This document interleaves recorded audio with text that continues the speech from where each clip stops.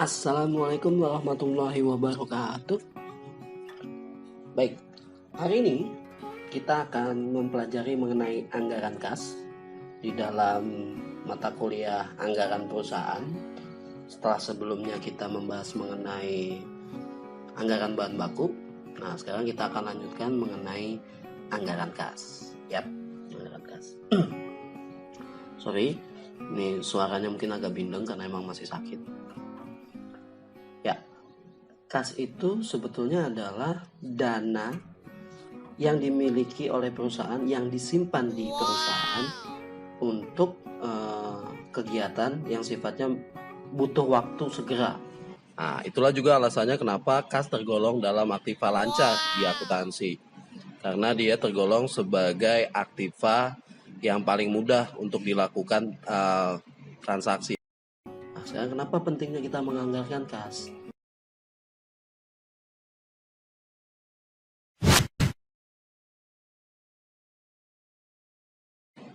Nah, kita ilustrasikan kotak ini adalah kas kita. Kas yang berisikan dana tunai yang terdiri dari, dan kas itu kan seiring dengan waktunya dia pasti bakalan berubah. Ketika ada duit yang masuk berarti kas kita terisi, dan kemudian ada duit kita yang keluar berarti duit yang ada di dalam kas dia akan bakalan berkurang. Nah, suatu ketika ada duit kita yang masuk, duit kita masuk banyak, di situ diperlihatkan ada 3 gepok duit dolar gitu ya. Kemudian seiring dengan waktu juga duit kas kita bakalan keluar, berarti berkurang untuk segala macam pembiayaan, investasi gitu.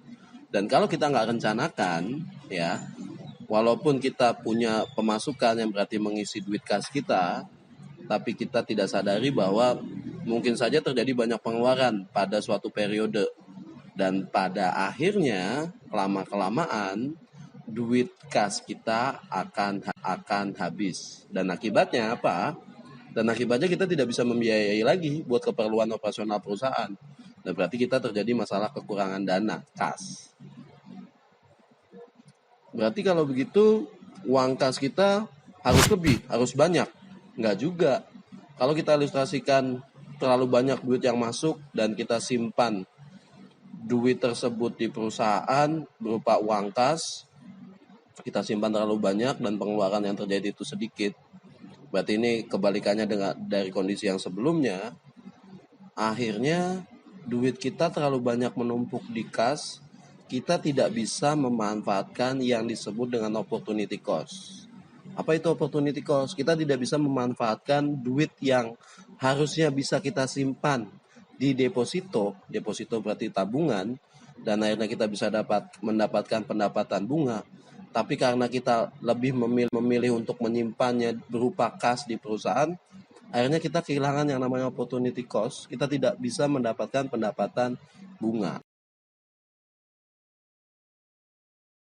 Karena kas itu nggak boleh terlalu sedikit, atau dalam artian nggak boleh kurang. Karena kalau misalnya kurang, tadi ada kejadian mendadak, kita jadi nggak bisa membiayai kan. Dan juga kas tersebut nggak boleh lebih, maksudnya nggak boleh terlalu banyak disimpan di dalam perusahaan. Karena kalau terlalu banyak disimpan di perusahaan, ada macam-macam resiko yang timbul, mungkin bisa hilang. Dan kemudian juga yang penting adalah kita jadi tidak bisa memanfaatkan opportunity atau kesempatan, opportunity cost disebutnya. Pur, itu tulisannya apa? Salah, saya tipu, sorry. Oke, maksudnya opportunity itu kita nggak bisa memanfaatkan. Kalau kita taruh di perusahaan kan berarti kita jadi nggak dapat pendapatan bunga. Kalau misalnya kita naruh duit di deposito, atau kita jadi nggak bisa investasi di mesin karena kita terlalu banyak mengeluarkan naruh duit di perusahaan. Jadi intinya kenapa penting? Karena kas itu harus dalam jumlah yang tepat. Jadi nggak boleh terlalu besar dan nggak boleh terlalu kecil, yang sedang-sedang aja, yang sedang-sedang saja gitu ya. Oke, kemudian juga waktunya juga harus tepat. Kapan kita nerima duit kas dan kapan kita harus ngeluarin duit kas itu juga harus tepat. Pas kita lagi butuh harusnya ada, pas kita lagi nggak ada, ya kan? Nah, kita harus nyari. Nah, itu makanya pentingnya untuk menganggarkan kas. Nah, tadi dibilang bahwa perusahaan itu, kas itu digunakan untuk membiayai aktivitas perusahaan. Ada aktivitas operasional, investasi, sama aktivitas keuangan. Ya, aktivitas operasional berarti yang berkaitan dengan pembuatan produksi, investasi berarti berkaitan dengan pembelian saham, aktivitas keuangan berarti kalau kita minjem duit di bank itu berarti kita butuh bayar biaya bunga, ya kan? Itu adalah aktivitas keuangan. Berarti dari 3 macam aktivitas ini ada penerimaan dan ada pengeluaran, ya. Ada penerimaan dan pengeluaran kas. Menerima berarti duit masuk ke kas, bertambah duitnya, dan keluar berarti duit kita keluar mengurangi kas. Sekarang pengertian anggaran kas itu apa sih? Ya, anggaran kas itu berarti adalah kita memprediksi berarti kita merencanakan aliran keluar masuknya uang, ya, di dalam suatu periode, per periode, biasa bisa tahunan, 6 bulanan, semester berarti ya, atau per triwulan. Jadi dengan kita menganggarkan kas, cash flow kas kita itu jadi bagus. Jadi kita bisa saat kita butuh ada duit kasnya. Jangan sampai nanti pas kita lagi butuh duit kasnya nggak ada. Nah, itu pentingnya kita untuk menganggarkan kas. Karena perlu dipertimbangkan juga sumber-sumber penerimaan kas kita itu dari mana gitu. Dan pengeluarannya untuk apa aja. Oke. Sekarang masuk ke format anggaran kas, ya. Nah, di format anggaran kas tadi udah dibilang bahwa aktivitas perusahaan itu ada aktivitas untuk operasional, investasi, sama aktivitas keuangan, ya. Jadi kalau masing-masing aktivitas tersebut ada berbagai macam kegiatan yang umum terjadi di perusahaan, ya. Nah, untuk mengenali konsep mengenai anggaran kas, kita akan memberikan coding seperti ini. Jadi kalau misalnya tandanya plus, berarti kita nerima duit kas. Berarti masuk duit kas, bertambah duit kas kita. Kalau tandanya negatif, berarti duit kita keluar. Ya, kita mulai dari aktivitas operasional. Yang pertama, penjualan tunai. Namanya kita jual, berarti duit kita masuk. Kemudian penerimaan piutang. Berarti orang bayar utang ke kita, duit kita bertambah. Kemudian pembelian tunai. Mau beli alat, mau beli bahan baku, yang namanya kita beli, berarti duit kas kita berkurang. Kemudian pembayaran utang usaha, berarti kita bayar utang ke orang lain. Yang namanya bayar utang, berarti kita berapa? Berkurang. Duit kas kita berkurang, ya enggak? Ya dong, masa kita bayar utang nambah duitnya, duit kita ngurang lah, ya kan? Kemudian yang selanjutnya, di situ ada biaya tenaga kerja, ada biaya overhead, ada biaya pemasaran sampai dengan pajak penghasilan. Yang namanya biaya, ya, berarti kita akan mengeluarkan uang. Kas kita berarti berkurang. Begitu juga dengan pajak. Kalau kata negara, orang bijak taat bayar pajak, ya kan? Begitu juga perusahaan. Kalau perusahaan itu dapat untung, dia harus bayar pajak. Berarti mengurangi kas kita. Kemudian kita lanjut ke aktivitas investasi. Ada pembelian mesin tadi ya. Berarti kalau kita beli berkurang. Kalau kita jual kendaraan berarti duit kita nambah. Kemudian kalau kita beli kendaraan berarti duit kita berkurang. Duit kita ngurang. Ya kita beli. Ya kan? Emang ada orang mau dibeli barangnya terus udah gitu nggak pakai duit. Pakailah. Ya kan? Kemudian di aktivitas keuangan. Di aktivitas keuangan pembayaran hutang di bank. Baik itu pembayaran cicilan pokok pinjaman kita maupun bayar bunga utang kita, berarti pasti akan mengurangi uang kas kita, ya enggak? Iyalah, ya dong, ya.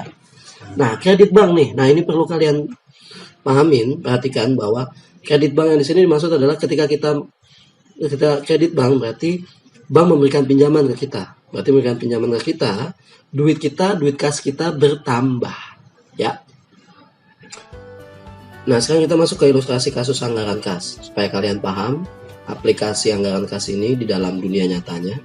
Kasusnya dapat kalian download di deskripsi. Format jawabannya juga bisa kalian download. Ya, langsung kita masuk ke soalnya.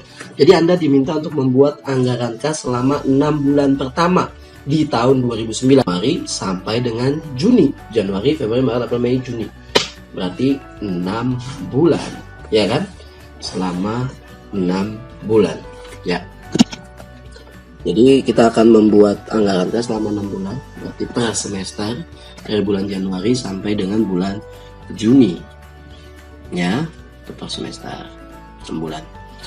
Berarti di kolomnya kita buat 6 kolom Januari sampai Juni. Kemudian di bagian kolom yang pertamanya itu aktivitas perusahaan. Kemudian yang pertama, akan dijual, penjualan tunai diperkirakan sebesar 400 juta per bulan. Berarti di sini yang dimaksud 400 juta, kita cukup tuliskan 400 saja. Karena kita akan bikin dalam jutaan rupiah. 400 juta nggak usah ditulis 400 juta, tapi tulis saja 400. Ya. Kemudian yang kedua, sedangkan penjualan kredit diperkirakan sebesar 250 juta per bulan. Berarti kita dianggarkan, direncanakan dari penjualan kredit kita bakalan nerima duit 250 juta per bulan. Tapi biasanya pelanggan itu baru bayar di bulan berikutnya. Makanya itu dituliskan di bulan Januari itu jadi 0. Baru kita nerima, berarti piutang dari pelanggan kita baru kita terima di bulan Februari. Berarti yang kita terima di bulan Februari itu adalah piutang dari bulan Januari. Begitu juga seterusnya. Di bulan Maret 250 juta kita cukup tulis 250. Berarti dari bulan Februari sampai dengan bulan Juni kita akan terima 250. Oke, sekarang yang ketiga. Saldo piutang usaha pada akhir tahun 2008 itu sebesar 200 juta. 200 juta ya. Dari jumlah tersebut, dari jumlah 200 juta maksudnya, ya, itu baru bisa ditagih karena ini piutang, berarti orang lain punya utang ke kita disebut piutang. Kita baru bisa dapat di bulan Februari 2009 sebanyak 60%. Perencanaannya seperti itu, ya. Berarti kita hitung dulu 60% dari 200 adalah 120, ya. 60% dari 200 adalah 120 yang akan kita terima di bulan Februari. Ya kan? Di bulan Februari berarti kita bakalan nerima duit kas sebesar 250 ditambah 120 ya. Jadi 370.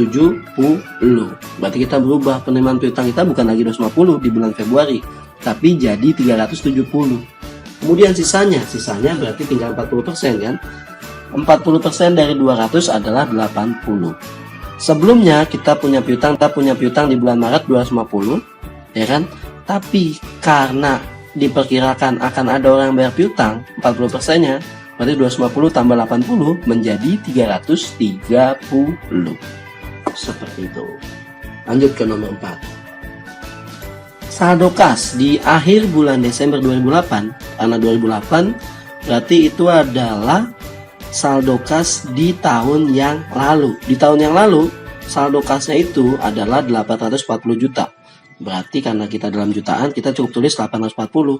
Saldo akhir di Desember 2008 menjadi saldo awal di bulan Januari 2009. Maka kita tulis di situ menjadi saldo awal di bulan Januari 2009. Lanjut ke pembelian bahan baku. Pembelian bahan baku langsung dianggarkan sebesar 400 juta per bulan. Berarti kita beli bahan baku, anggarannya itu kita bakalan beli bahan baku 400 juta. 60%-nya dibayar pada saat terjadinya. 60% dibayar saat terjadinya. Berarti kita harus hitung dulu berapa 60% dari 400 juta. Atau 60% dari 400 adalah 240. Dan itu akan dibayar pada saat terjadinya. Berarti setiap bulan kita butuh 400 dan di bulan Januari kita bayar 240, ya. 60%-nya dibayarkan pada saat terjadinya 240 dan sisanya berarti sisanya adalah 40% dong. Kan 100% dikurangi 60 berarti sisanya adalah 40%. Dibayar pada bulan berikutnya. Berarti kalau dibayar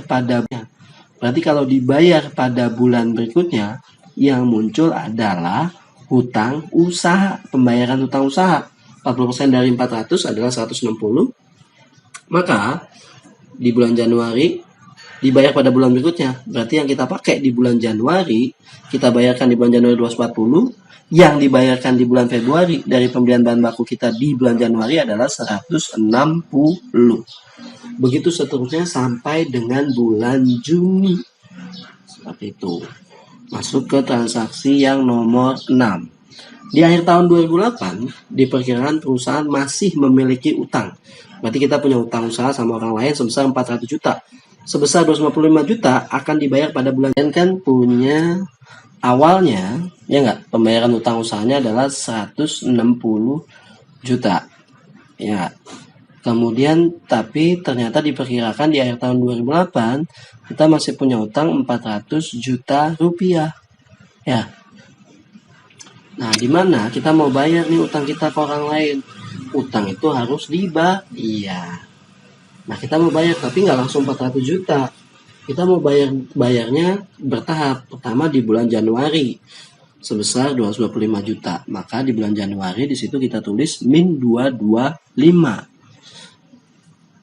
Kemudian sisanya, berarti sisanya dari 400 juta dikurangi 225 juta adalah 175 juta.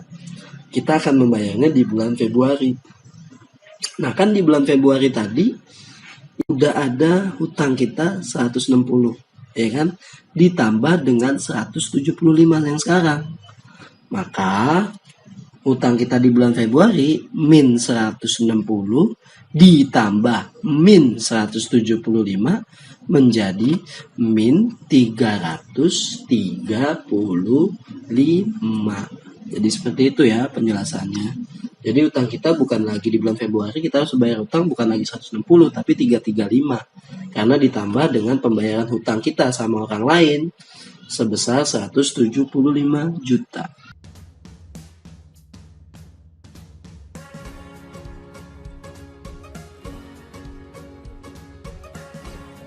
Oke, sekarang kita lanjut ke transaksi nomor 7. Di transaksi nomor 7 dibilang di situ adalah kita akan bayar biaya tenaga kerja langsung, ada biaya tenaga kerja langsung sebesar 45 juta. Kita mau bayarin sebesar 45 juta per bulan.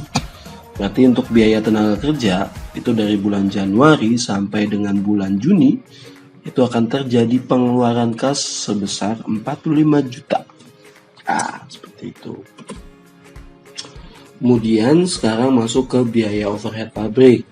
Biaya overhead pabrik, kalau kalian ingat itu di Akmen atau di manajemen operasional mungkin juga pernah dijelasin ya. Overhead pabrik itu biaya-biaya yang mungkin susah untuk dihitung. Misalnya kalau kita perusahaan produksi, kita produksi kursi gitu ya. Kita butuh lem itu kan nggak mungkin kita hitung pemakaiannya. Bisa aja orang tuh ngelem itu tangannya gede gitu kan, jadi banyak ngelemnya, dia cepat habis. Cuman biayanya tuh nggak bisa diukur dalam satuan unit, maka itu termasuk dalam biaya overhead. Nah, di soal ini dibilang biaya overhead pabrik yang dianggarkan itu sebesar 50 juta per bulan ya, dan sudah termasuk di dalamnya biaya depresiasi aktiva tetap. Berarti kalau dibilang ada biaya depresiasi aktiva tetap, ya kan, dibilang situ ada biaya depresiasi aktiva tetap. Ya. Nah, biaya perlu kurangkan dulu 50 juta dengan 15 juta. 50 juta dengan 15 juta kita kurangkan, dia menjadi 35 juta. Maka kita cukup tuliskan di situ adalah 35. Maka biaya overheadnya adalah per bulannya dari bulan Januari sampai Juni itu min 35. Ya. Lanjut ke nomor 9. Dibilang di sini biaya pemasaran dianggarkan sebesar 25 juta. Berarti tiap bulannya dari bulan Januari sampai dengan bulan Juni ya, kita mengeluarkan biaya pemasaran sebesar 25. Lanjut ke transaksi yang nomor 10. Dibilang di situ ada biaya administrasi dan umum dianggarkan sebesar Rp 30 juta per bulan. termasuk di dalamnya biaya depresiasi, berarti sama dengan soal sebelumnya. Kita harus kurangkan dulu 30 juta dengan 8 juta. Berarti kita akan dapat angka 22 juta. 30 dikurangi 8 juta, betul kan? 22 juta.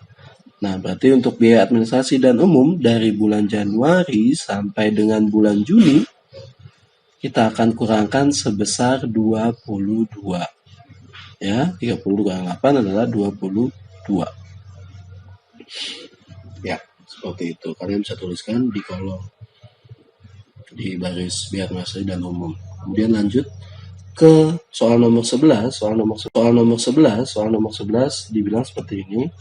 Perusahaan merencanakan akan membeli mesin pada bulan April 2009. Dia akan beli mesin nih di bulan April 280 juta. Berarti kalau kita beli, duit kita berkurang kan? Beli mesin 280 juta.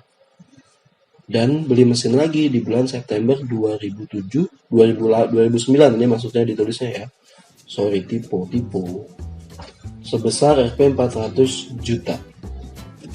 Berarti kita akan tuliskan pembelian mesin di bulan April itu min 280. Nah, yang bulan Septembernya, karena anggaran ini adalah sifatnya semester 6 bulan, bulan September kan Juni, Juli, Agustus, September, berarti bulan ke-8. Itu akan kita buat di anggaran kas periode berikutnya, jadi nggak usah kita hitung. Ya, seperti itu. Kemudian yang nomor 12 sekarang, soal nomor 12. Pada 2009 diperkirakan perusahaan itu masih punya utang ke bank. Punya utang ke bank sebesar 520 juta, dan itu termasuk bunga. Di awal tahun 2009 kita masih punya utang ternyata sama bank 520 juta. Ya, dan termasuk bunga. Tapi kita nggak mau bayarin langsung 520 juta. Kita bayarin 260 juta dulu di bulan April 2009, dan sisanya, berarti sisanya dari 520 juta dikurangi 260 juta adalah 260 juta juga kan. Sisanya akan dibayar di bulan Mei. Maka penghitungannya ya, kita akan tuliskan di situ, di bulan April kita akan bayar untuk hutang bank di aktivitas keuangan ya, di bulan April 260, dan di bulan Mei itu sisanya dari hutang kita yang sebesar 520 juta. Kita akan bayarkan di bulan Mei.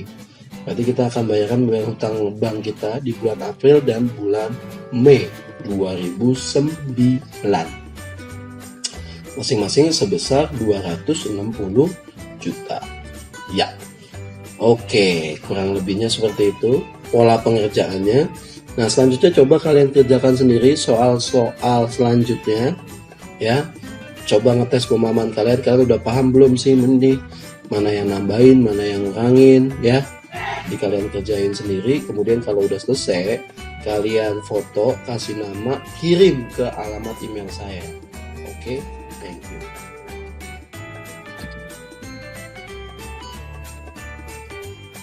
Thank you dan assalamualaikum warahmatullahi wabarakatuh. Jangan lupa dikirim. Yuk.